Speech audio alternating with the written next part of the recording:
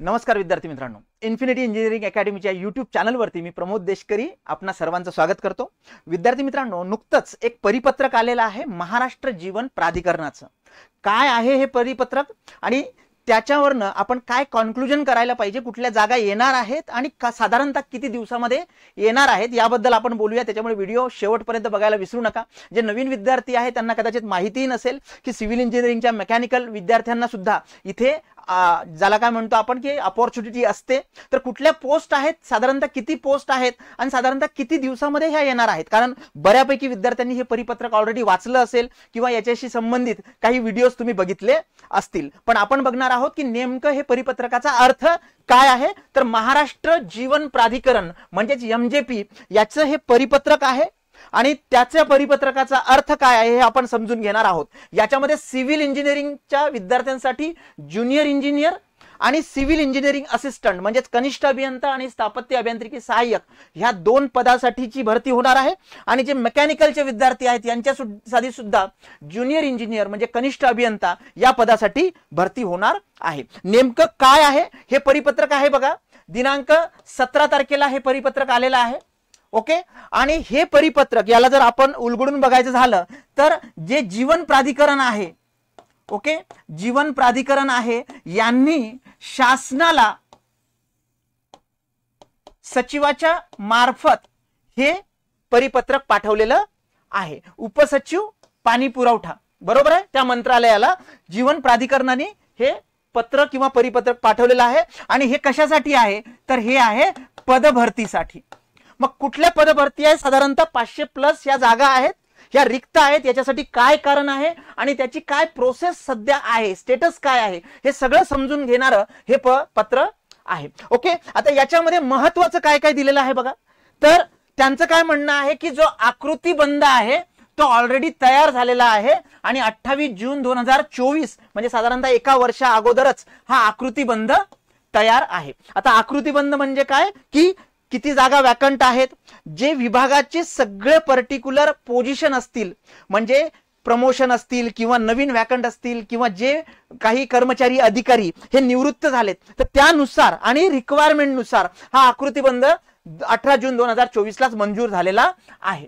त्याच्या व्यतिरिक्त बिंदू नामावली याला आपण रोस्टर म्हणतो की कुठल्या कॅटेगरीच्या किती जागा किती वॅकन्सीज आहेत।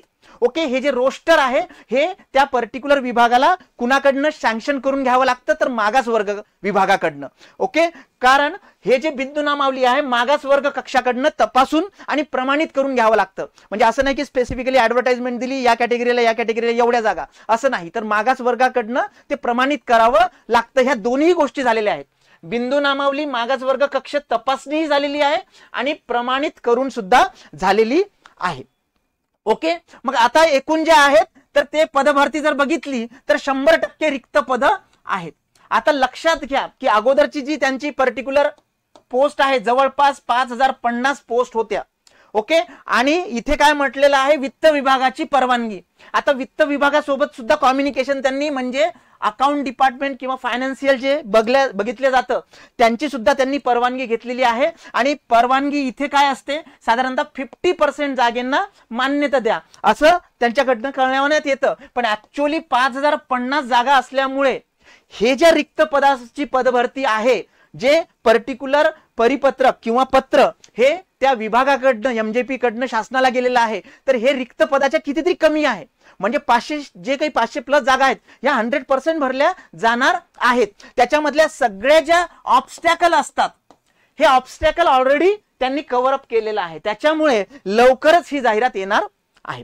येते लक्षात बघा, आकृतीबंधही तयार आहे, त्यातला मंजुरी पण मिळालेली आहे, रोस्टर सुद्धा त्या विभागाकडनं प्रमाणित आणि तपासणी करून झालेलं आहे आणि 100% रिक्त पद भरती आहे त्याच्या अगेन्स्ट आणि फायनान्शियल डिपार्टमेंटची सुद्धा परवानगी मिळालेली आहे। आता दुसरा महत्त्वाचा मुद्दा म्हणजे ह्या तर गोष्टी ऑलरेडी तयार आहेत विभागाच्या, त्याच्यामुळे लवकरच त्या बाकीच्याही गोष्टी होतील। पण त्याच्या व्यतिरिक्त का गरजेचं आहे हे सुद्धा त्यांनी त्या पत्रामध्ये दिलेलं आहे। भरती तात्काळ का व्हावी, त्यांना काय अडचणी येत आहेत तर जीवन प्राधिकरणच्या 91 नागरी योजना म्हणजे ज्याला आपण शहरी म्हणू शकतो नागरी योजना, ग्रामीण भागामधल्या 929 योजना, म्हणजे ह्या जवळपास 1000च्याही वरती योजना प्रलंबित आहे.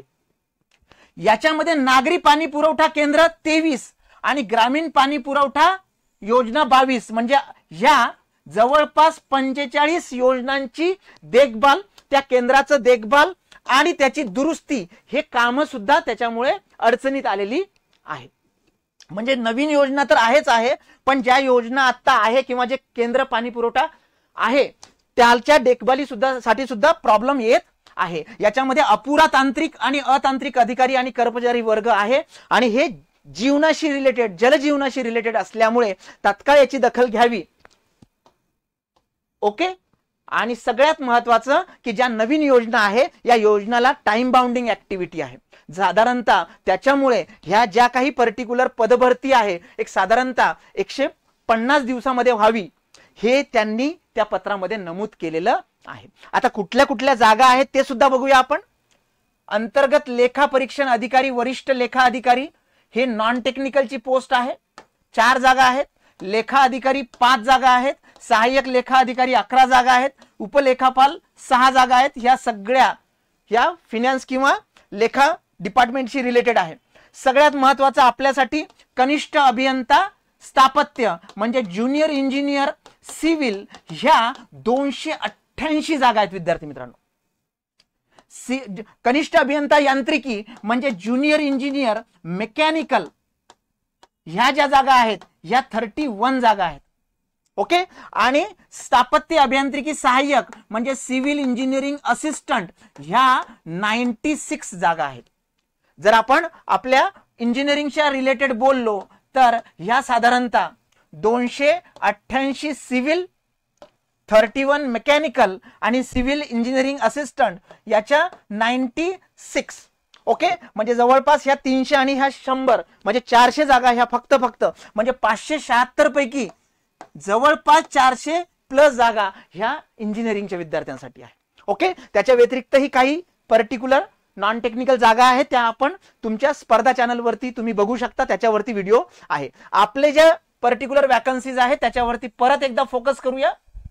ज्युनियर इंजिनियर सिव्हिल 288 जागा, सिव्हिल इंजिनिअरिंग असिस्टंट 96 वॅकन्सीज आणि ज्युनियर इंजिनियर मेकॅनिकल याच्या 31 जागा. ओके. या सगळ्या जागांचे जे काही नियोजन आहे पदभरतीचं त्यांचं जे उद्दिष्ट आहे एक साधारणतः 150 दिवसाचा आहे आणि पदभरती प्रस्ताव त्यांनी परत एकदा सादर केलेला आहे. जे जर आपण तो पर्टिक्युलर परिपत्रक वाचला तर त्याच्या शेवटच्या पॅराग्राफ मध्ये तुम्हाला बघायला मिळेल की नेमकं त्यांनी काय म्हटलेलं आहे. ओके. तर एकदम शिस्तीमध्ये हा कार्यक्रम लवकरात लवकरच होईल विद्यार्थी मित्रांनो.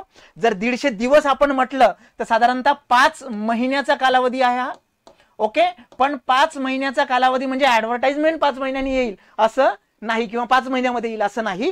तर 5 महिन्यामध्ये पदभरती त्यांना करायची आहे, सगळ्या प्रोसेसेस करायच्या आहेत. तर साधारणतः टेंटेटिव्हली आपण हे कन्सिडर करू शकतो की येणाऱ्या कालावधीमध्ये लवकरात लवकरच महाजीवन प्राधिकरणाच्या या सिव्हिल इंजिनिअरिंगच्या विद्यार्थ्यांसाठी आणि मेकॅनिकलच्या विद्यार्थ्यांसाठी ओके ह्या जागा येणार आहेत. ओके. तर विद्यार्थी मित्रांनो लक्षात ठेवा सगळ्यात महत्वाचं की महाजीवन प्राधिकरण आतापर्यंत आपण WRD असेल किंवा कॉर्पोरेशन्स असतील, इव्हन तो PWD जेई असो याच्यावरती फोकस करून होतो. आणि इथे तुम्हाला लक्षात आलं असेल की MJPच्या सुद्धा जवळपास 300 जागा जेईच्या आणि साधारणतः 96 वॅकन्सी CAच्या हे सिव्हिलसाठी आणि 31 मेकॅनिकलसाठी. ओके. विद्यार्थी मित्रांनो आपलं नवीन पुस्तक येत आहे 12,000+ MCQ. एक परफेक्ट पुस्तक आहे. TCS IBPS पॅटर्न असणार आहे जे तुमच्या सगळ्या जेईच्या एक्झामसाठी आणि CAच्या एक्झामसाठी तुम्हाला उपयुक्त ठरणार आहे. लेटेस्ट एवढ्यातल्या काळामध्ये ज्या काही नागपूर म्युनिसिपल कॉर्पोरेशनची एक्झाम झाली, टाउन प्लॅनिंग असिस्टंटची 2024 ची एक्झामिनेशन झाली, वॉटर कन्झर्वेशन डिपार्टमेंटची 2024 ची एक्झामिनेशन झाली, लातूर महानगरपालिकेची एक्झाम झाली, याचे पेपर सुद्धा याच्यामध्ये दिलेले आहेत. आन्सर की उत्कृष्ट रिप्रेझेंटेशन आणि आन्सर दिलेला आहे एक्सप्लेनेशन सहित. तर विद्यार्थी मित्रांनो परफेक्ट पुस्तक आहे. लवकरच ते मार्केटमध्ये सगळीकडे अवेलेबल होईल. ओके.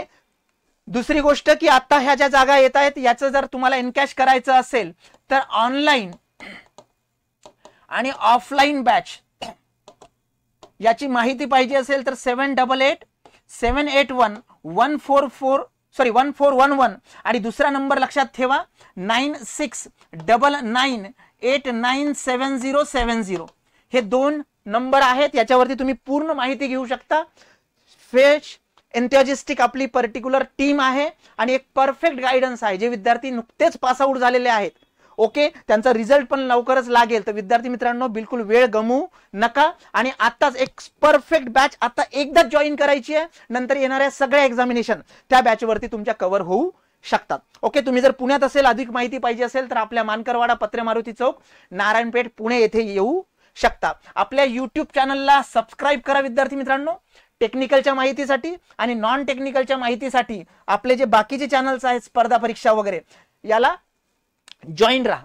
आपलं ऍप डाउनलोड करा. ऍप मध्ये आता लेटेस्ट नव्या पद्धतीने रिप्रेझेंटेशन आहे.